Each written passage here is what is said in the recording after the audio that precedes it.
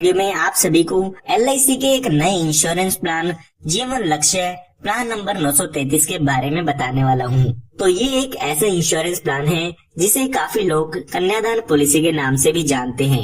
आपने काफी बार व्हाट्सएप पर, फेसबुक पर एक इमेज देखी होगी जिस पर लिखा होता है LIC का नया प्लान कन्यादान पॉलिसी। सबसे पहले मैं आपको बताना चाहूँगा कि LIC में कन्यादान पॉलिसी के नाम से कोई भी इंश्योरेंस प्लान नहीं है, लेकिन LIC का एक इंश्योरेंस प्लान जीवन लक्ष्य प्लान नंबर 933, उसमें आपको वही सब बेनिफिट मिल जाते हैं जो कि आपको कन्यादान पॉलिसी में बताए जाते हैं। तो आइए सबसे पहले जान लेते हैं कौन कौन इस पॉलिसी को ले सकते हैं। उसके बाद मैं आपको एक एग्जांपल लेके बताऊंगा कि इसमें आपको कितना प्रीमियम पे करना होगा और क्या क्या बेनिफिट्स इसमें आपको मिल जाते हैं। इसके साथ साथ मैं आपको ये भी बताऊंगा कि हम इसे कन्यादान पॉलिसी क्यों कहते हैं। तो सबसे पहले जान लेते हैं कि इसमें मिनिमम एज कितनी है इस इंश्योरेंस पॉलिसी को लेने के लिए, यानी कि कम से कम कितने साल का व्यक्ति इस इंश्योरेंस पॉलिसी को ले सकता है। तो यहाँ पर मिनिमम एज दी गई है 18 साल की, यानी कि कम से कम उम्र आपकी 18 साल की होनी चाहिए अगर आप इस इंश्योरेंस प्लान को लेना चाहते हैं। 18 साल से कम के व्यक्ति इस इंश्योरेंस पॉलिसी को नहीं ले पाएंगे। यहाँ से एक बात पता चलती है कि आप इस पॉलिसी को अपनी बच्ची के नाम पर नहीं ले पाएंगे, क्योंकि कम से कम उम्र 18 साल की होनी चाहिए और आपको ये पॉलिसी अपने नाम पर लेनी होगी अगर आप इस पॉलिसी के बेनिफिट आपकी बच्ची को देना चाहते हैं। यहाँ पर जरूरी नहीं है कि आप मैरिड हो या अनमैरिड हो, कोई भी व्यक्ति जो 18 साल से ज्यादा का है वो इस इंश्योरेंस पॉलिसी को ले सकते हैं। उसके बाद हम बात करते हैं मैक्सिमम एज की, यानी कि ज्यादा से ज्यादा कितनी उम्र के व्यक्ति इस इंश्योरेंस पॉलिसी को ले सकते हैं। तो वो उम्र यहाँ पे दी गई है 50 साल की, यानी कि 18 साल से लेके 50 साल के व्यक्ति इस इंश्योरेंस पॉलिसी को ले सकते हैं। उसके बाद हम बात करते हैं पॉलिसी टर्म की, यानी कि इस इंश्योरेंस प्लान को अगर आप लेते हैं तो कितने साल के लिए इस पॉलिसी को ले सकते हैं। तो यहाँ पर आप 13 साल से लेके 25 साल तक इस इंश्योरेंस पॉलिसी को ले सकते हैं। कम से कम आपको ये बीमा 13 साल के लिए लेना होगा और ज्यादा से ज्यादा इसको आप 25 साल के लिए ले सकते हैं। इनके बीच में आप कोई भी टर्म चूज कर सकते हैं, जैसे कि 15 साल, 20 साल, 21 साल, 22 साल, जो भी आप इसमें लेना चाहते हैं वो टर्म आप यहाँ पे ले सकते हैं। उसके बाद हम बात करते हैं प्रीमियम पेइंग टर्म की, यानी कि आपको अपनी पॉलिसी में कितने साल तक पॉलिसी का प्रीमियम पे करना होगा। तो यहाँ पर मैं आपको बताना चाहूँगा कि इसमें आपको 3 साल की छूट मिल जाती है, यानी कि जितने साल की भी आप पॉलिसी टर्म लेते हैं उससे 3 साल कम आपको आपकी पॉलिसी का प्रीमियम पे करना होता है। मान लेते हैं आप 21 साल के लिए इस इंश्योरेंस पॉलिसी को लेते हैं, तो उससे 3 साल कम यानी कि 18 साल के लिए उसमें आपको अपनी पॉलिसी का प्रीमियम पे करना होगा। उसके बाद 3 साल आपको उस पॉलिसी की किस्त नहीं भरनी होगी। उसके बाद हम बात करते हैं मिनिमम सम एश्योर्ड की। मिनिमम सम एश्योर्ड मतलब कम से कम आप कितने रुपए का बीमा इसमें आप ले सकते हैं। 1 लाख रुपए का बीमा आप इसमें ले सकते हैं। इसका मतलब ये नहीं है कि आपको इसमें 1 लाख रुपए पे करने होंगे। इसके बेसिस पे जो भी आपका पॉलिसी का प्रीमियम है, मैच्योरिटी है, डेथ बेनिफिट है, वो सब कैलकुलेट किया जाता है।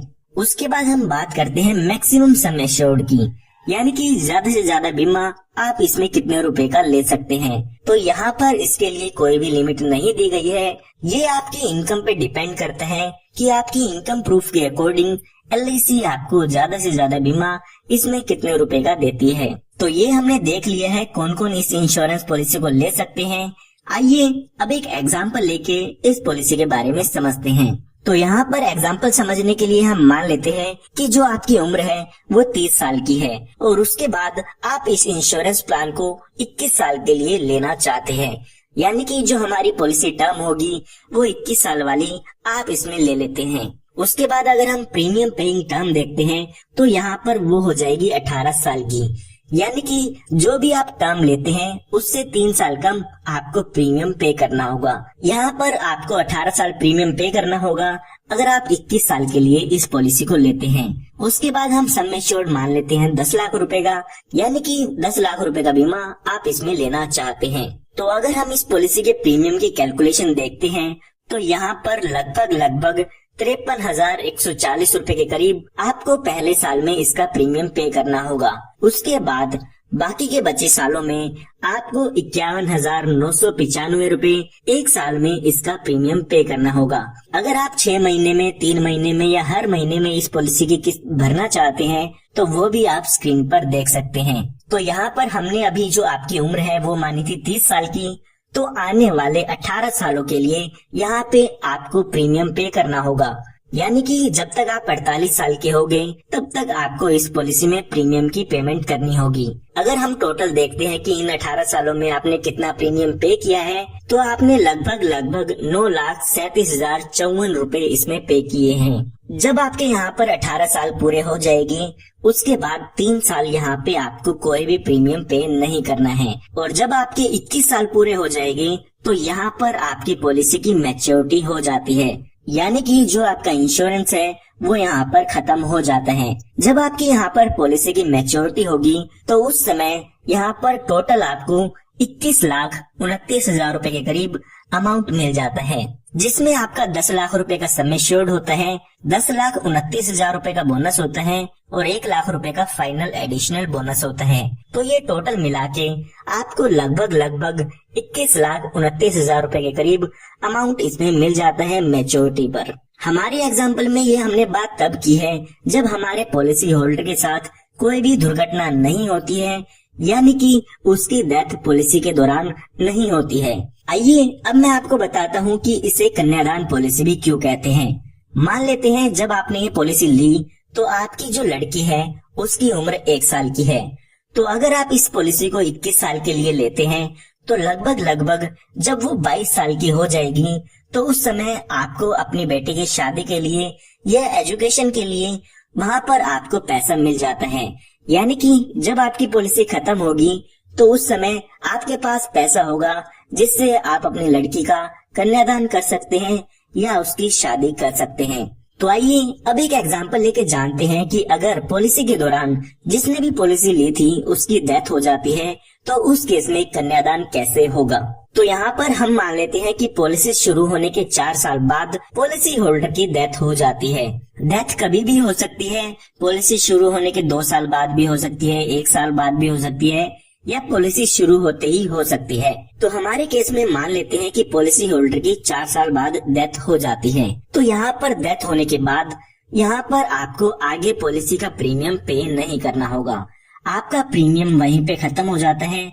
बाकी के बचे सालों के लिए आपकी पॉलिसी का प्रीमियम आपको नहीं भरना होगा। उसके बाद यहाँ पर पॉलिसी होल्डर की डेथ जब भी होती है उसके बाद हर साल जो भी पॉलिसी का नॉमिनी है उसको आपके सम एश्योर्ड का 10% हर साल मिलता रहेगा। यानी कि हमारे एग्जाम्पल में देखते हैं तो हमने 10 लाख रुपए का बीमा लिया था और उसका 10% देखते हैं तो 1 लाख रुपए का अमाउंट हो जाता है। तो जो भी पॉलिसी का नॉमिनी होगा उसको 1 लाख हर साल मिलते रहेगी और ये अमाउंट तब तक मिलेगा जब तक आपकी पॉलिसी की मैच्योरिटी होगी। यानी कि हमारे केस में देखते हैं तो 4 साल बाद डेथ होती है तो बाकी के बचे 17 साल हमें 1 लाख रुपए मिलता रहेगा, जो कि 17 लाख रुपए हो जाते हैं। 17 साल आपको 1-1 लाख रुपए मिलता रहेगा तो 17 लाख रुपए का अमाउंट यहाँ पर ये आपके पास हो जाता है। इसके साथ साथ जब भी आपकी पॉलिसी खत्म हो जाती है, यानी कि जो भी आपका पॉलिसी का टाइम पीरियड था 21 साल का वो खत्म हो जाएगा, तो उस समय इस पॉलिसी की मैच्योरिटी भी होती है। यानी कि जो भी मैच्योरिटी का अमाउंट था वो भी आपके नॉमिनी को मिलेगा। तो यहाँ पर मैच्योरिटी पर सम एश्योर्ड का 110% मिलता है, जो कि हुआ 11 लाख रुपए। इसके साथ साथ बोनस मिलेगा 10,29,000 रुपए का और 1 लाख रुपए का फाइनल एडिशनल बोनस मिलता है। तो यहाँ पर मैच्योरिटी के समय 22,29,000 रुपए मिलेगी अगर डेथ का केस है तो यहाँ पर अगर डेथ के टाइम पर मैच्योरिटी होती है तो उस समय 22,29,000 रुपए यहाँ पर मैच्योरिटी पर मिलते हैं। हर साल आपको 1 लाख रुपए तो मिलेगा ही मिलेगा। जितने साल भी आपकी पॉलिसी के बचे हैं उतने साल तक आपको हर साल पैसा मिलेगा। साथ ही साथ इस पॉलिसी में मैच्योरिटी भी होती है। तो यहाँ पर अगर आप अपनी बच्चे के कन्यादान के लिए इस पॉलिसी को लेना चाहते हैं तो यहाँ पर आप देख सकते हैं कि अगर आपकी पॉलिसी के दौरान डेथ भी हो जाती है तो आपकी बच्चे के लालन पालन के लिए भी यहाँ पर पैसे मिलते रहेंगे। साथ ही साथ जब आपकी बच्ची शादी के लायक हो जाएगी तो उस समय भी आपको यहाँ पे पैसे मिल जाते हैं ताकि बच्चे की शादी हो सके। तो यहाँ पर मैं आपको फिर से बताना चाहूंगा कि इस पॉलिसी को कोई भी ले सकते हैं। जरूरी नहीं है कि आप अपनी बच्ची के लिए इस इंश्योरेंस पॉलिसी को लें। जो भी 18 साल से ज्यादा के व्यक्ति हैं, वो इस इंश्योरेंस पॉलिसी को ले सकते हैं। सबके लिए इस पॉलिसी को लेने का अलग अलग पर्पस हो सकता है। उसके बाद यहाँ पर मैं आपको कुछ सजेशन देना चाहूंगा। इस पॉलिसी में आपको कुछ एडिशनल बेनिफिट भी मिल जाते हैं, जिसके लिए आपको कुछ एक्स्ट्रा प्रीमियम पे करना होता है। तो यहाँ पर उन बेनिफिट्स को आप अपनी पॉलिसी में ले सकते हैं। सबसे पहला बेनिफिट है टर्म राइडर का। अगर आप अपनी पॉलिसी में टर्म राइडर ऐड करा लेते हैं, तो जब भी आपकी डेथ होगी, यानी कि नॉर्मल डेथ होगी, तो उस केस में 10 लाख रुपए का सम एश्योर्ड मिल जाता है। अगर हम अपने एग्जाम्पल में देखते हैं, तो यहाँ पे हमने देखा था कि 4 साल बाद पॉलिसी होल्डर की डेथ हो जाती है। तो अगर आपने पॉलिसी में टर्म राइडर लिया है, तो जब भी डेथ होगी, तो यहाँ पर 10 लाख रुपए का अमाउंट मिल जाएगा, जो कि आपका सम एश्योर्ड होता है। यानी कि जो आपको बेनिफिट मैंने आपको बताए हैं वो तो मिलेंगे ही मिलेंगे, साथ के साथ जब भी नॉर्मल डेथ होती है, उस केस में 10 लाख रुपए का अमाउंट और आपको मिल जाता है। इसी तरह से यहाँ पे दूसरा बेनिफिट जो आप ऐड करा सकते हैं, वो है एक्सीडेंटल बेनिफिट राइडर का।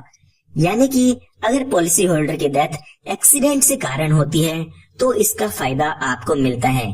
यहाँ पर अगर पॉलिसी होल्डर की डेथ एक्सीडेंट के कारण होती है, तो जैसे कि मैंने आपको बताया, जो आपको बेनिफिट मिलने थे वो तो मिलेंगे ही मिलेंगे, साथ के साथ 10 लाख रुपए आपको एक्सीडेंटल बेनिफिट राइडर के भी मिलते हैं। यानी कि हम टोटल इस पॉलिसी के बेनिफिट देखें, तो यहाँ पर अगर एक्सीडेंटल डेथ होती है और आपने एक्सीडेंटल बेनिफिट राइडर भी ले रखा है और यहाँ पे टर्म राइडर भी ले रखा है, तो डेथ के केस में यहाँ पर आपको 20 लाख रुपए मिल जाएंगे। साथ के साथ हर साल 1 लाख रुपए मिलेगा। और जब आपकी पॉलिसी की मैच्योरिटी हो जाएगी, यानी कि जब आपकी पॉलिसी खत्म हो जाएगी, तो उस समय 22,29,000 रुपए का अमाउंट भी मिल जाता है। ये जो मैंने आपको 2 बेनिफिट बताए हैं, वो आप अपनी पॉलिसी में ऐड कराना चाहते हैं तो ऐड करा सकते हैं। इसके लिए आपको कुछ एक्स्ट्रा प्रीमियम देना होगा। अगर आप इन दोनों बेनिफिट को ऐड करा के प्रीमियम जानना चाहते हैं कितना होगा, तो वो भी आप स्क्रीन पर देख सकते हैं। LIC ने यहाँ पर आपको एक बेनिफिट और दिया है। LIC कहती है कि जो भी आपका मैच्योरिटी का अमाउंट है या आपको जो भी डेथ बेनिफिट का अमाउंट मिलना होता है, उसको आप हमसे इंस्टॉलमेंट पे भी ले सकते हैं। 5, 10 या 15 साल की आप इंस्टॉलमेंट उनसे बनवा सकते हैं। जो भी आप इंस्टॉलमेंट बनवाते हैं, उस पर LIC आपको इंटरेस्ट भी देती है। इसके लिए LIC आपको ऑप्शन देती है, पॉलिसी के दौरान आपको बताना होगा LIC को कि पॉलिसी खत्म होने पर आप इस पैसे को एक साथ लेना चाहते हैं या आप इंस्टॉलमेंट में लेना चाहते हैं। जैसा भी आप कहते हैं, उस तरीके से LIC आपको आपके पैसे को आपको दे देती है। उसके बाद बात करते हैं अदर बेनिफिट्स की, यानी कि इस पॉलिसी में आपको और कौन कौन से बेनिफिट मिल जाते हैं। सबसे पहले यहाँ पर आपको कुछ एडिशनल राइडर मिल जाते हैं, यानी कि कुछ एडिशनल बेनिफिट आपको इसमें मिल जाते हैं, जिसके लिए आपको कुछ एक्स्ट्रा प्रीमियम पे करना होगा। तो यहाँ पर आप एक्सीडेंटल डेथ बेनिफिट राइडर ले सकते हैं। उसके बाद आप accidental benefit rider, term rider या क्रिटिकल इलनेस राइडर, ये सब आप अपनी पॉलिसी पर एक्स्ट्रा प्रीमियम दे के ले सकते हैं। उसके बाद आपको इस पॉलिसी में लोन की सुविधा मिल जाती है। पॉलिसी शुरू होने के 2 साल बाद आप अपनी पॉलिसी पर लोन ले सकते हैं। उसके बाद अगर आप अपनी पॉलिसी को सरेंडर कराना चाहते हैं, तो पॉलिसी शुरू होने के 2 साल बाद आप अपनी पॉलिसी को सरेंडर करा सकते हैं। उस समय जो भी आपकी पॉलिसी की सरेंडर वैल्यू होती है, वो LIC आपको दे देती है।